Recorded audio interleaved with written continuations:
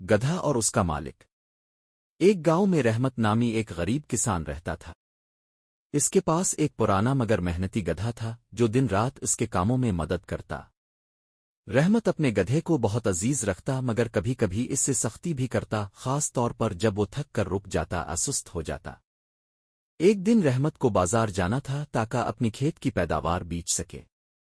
وہ گدھے پر بوریوں میں اناج لاد کر چل پڑا۔ راستہ لمبا اور دھوپ سخت تھی۔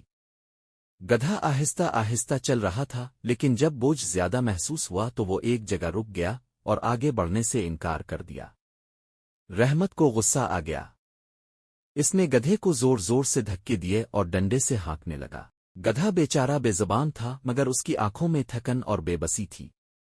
قریب سے گزرنے والے ایک بزرگ نے یہ منظر دیکھا اور رحمت سے کہا، بیٹا، جانور بھی احساس رکھتے ہیں۔ اگر تم اس کے ساتھ نرمی برتو گے تو یہ زیادہ خوشی سے کام کرے گا۔ رحمت نے بزرگ کی بات کو نظر انداز کیا اور پھر زور سے ڈنڈا مارا۔ اچانک گدھے نے ضد میں آ کر زور سے ٹانگیں جھاڑیں اور بوجھ سمیت نیچے گر گیا۔ ساری بوریوں میں رکھا اناج زمین پر بکھر گیا۔ رحمت کو شدید افسوس ہوا لیکن اب کچھ نہیں ہو سکتا تھا۔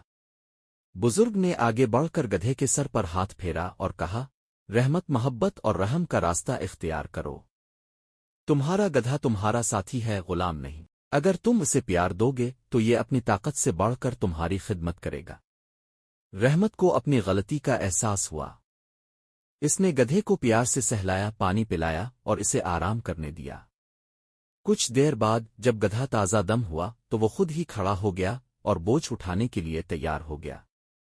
رحمت نے اس دن ایک سبق سیکھا کہ طاقت اور زبردستی سے نہیں بلکہ نرمی اور محبت سے ہی حقیقی وفاداری حاصل کی جا سکتی ہے۔ اس کے بعد وہ اپنے گدھے کا خاص خیال رکھنے لگا اور بدلے میں گدھا بھی